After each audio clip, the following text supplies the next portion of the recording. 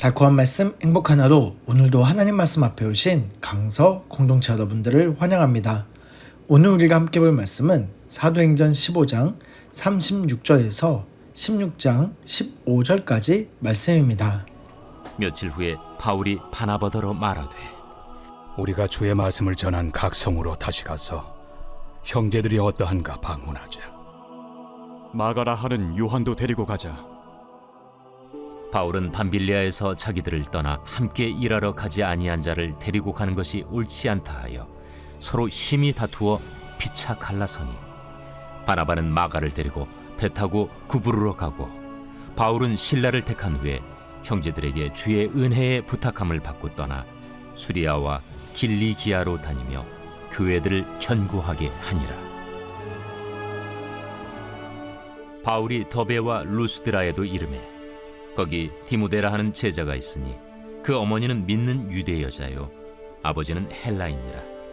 디모데는 루스드라와 이고니온에 있는 형제들에게 칭찬받는 자니, 바울이 그를 데리고 떠나고자 할새 그 지역에 있는 유대인으로 말미암아 그를 데려다가 할례를 행하니, 이는 그 사람들이 그의 아버지는 헬라인인 줄 다 알미러라. 여러 성으로 다녀갈 때에 예루살렘에 있는 사도와 장로들이 작정한 규례를 그들에게 주어 지키게 하니, 이에 여러 교회가 믿음이 더 굳건해지고 수가 날마다 늘어가니라. 성령이 아시아에서 말씀을 전하지 못하게 하시거늘 그들이 부르기아와 갈라디아 땅으로 다녀가 무시아 앞에 이르러 비두니아로 가고자 애쓰되 예수의 영이 허락하지 아니하시는지라.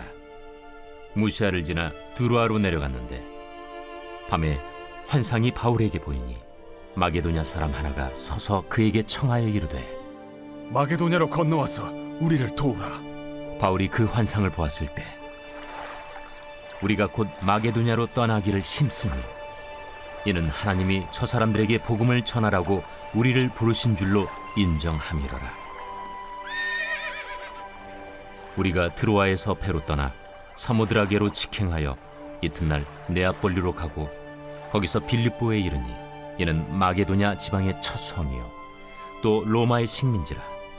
이 성에서 수일을 유하다가 안식일에 우리가 기도할 곳이 있을까 하여 문밖 강가에 나가 거기 앉아서 모인 여자들에게 말하는데, 두아디라시에 있는 자색 옷감 장사로서 하나님을 섬기는 누디아라 하는 한 여자가 말을 듣고 있을 때 주께서 그 마음을 열어 바울의 말을 따르게 하신지라. 그와 그 집이 다 세례를 받고 우리에게 청하여 이르되, 만일 나를 주 믿는 자로 알거든 내 집에 들어와 유하라 하고 강권하여 머물게 하니라. 오늘 본문 말씀은 안디옥 교회가 하나 되어 평안해진 이유의 이야기를 다루고 있습니다. 바울과 바나바가 안디옥 교회가 평안해진 모습을 본 이후에 복음을 전했던 지역들에 세워진 공동체를 방문하는 여행을 떠나기로 합니다. 그러나 이때 바울과 바나바 사이에 심한 다툼이 일어납니다. 1차 전도여행 당시 너무 고단하고 힘들어 중간에 포기했던 마가 요한을 바나바는 자신의 행동을 반성하고 함께 하기를 원하니 다시 한번 기회를 주자고 말합니다. 바울은 이 선교여행이라는 힘든 과정을 이미 큰 실망을 준 마가 요한을 합류시킬 수 없다고 말하며 의견 차이를 보이며 둘은 싸우게 됩니다. 그들의 모습은 믿음의 거장답게 점잖게 기도하며 토론했다는 이야기가 아닙니다. 심히 다투었다. 다시 말해서 멱살을 움켜잡았는지 모를 아주 큰 싸움이 일어났다는 사실입니다. 바울은 하나님의 선교 사역을 중요하게 보았고, 바나바는 하나님의 사람을 세우는 사역을 중요하게 본 것입니다. 각자가 생각하는 중요한 가치관 때문에 큰 싸움이 일어나고 결국 그 둘은 갈라져야 했습니다. 조금 전까지 안디옥 교회의 하나됨을 위해서 힘썼던 두 사람이 이제 각자의 가치관의 차이 때문에 양보하지 못하고 갈라지게 된 것이죠. 이후 바나바는 마가와 함께 구브로로 떠났습니다. 그리고 바울은 신라와 함께 안디옥에서 빌립보까지 긴 여행을 떠나게 됩니다. 이후 바울은 안디옥에서 루스드라까지 이동하면서 바울은 바나바와 갈라진 것에 대한 깊은 고민이 이루어진 것처럼 보입니다. 복음의 문제가 아니라 나의 가치관 때문에 갈라진 것을 바울은 다시 한번 생각하며 그는 긴 여행을 떠나며 고민과 회개의 시간을 보내고 있습니다. 이후 바울은 복음의 진리 외에는 유연함을 가져야 한다는 사실을 깨닫게 됩니다. 그리고 바울은 이후 모습을 통해서 그가 변화된 모습을 볼 수가 있습니다. 바울이 복음 외에는 유연한 모습으로 변화된 것은 바로 루스드라에서 만난 모범적인 그리스도인 청년 디모데를 통해서 우리가 볼 수가 있습니다.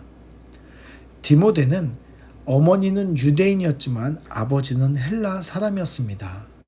유대인과 헬라인 이 양쪽의 문화를 잘 알고 있는 디모데를 통해서 복음이 아주 유연한 모습을 가지고 전해지기를 원하고 있습니다.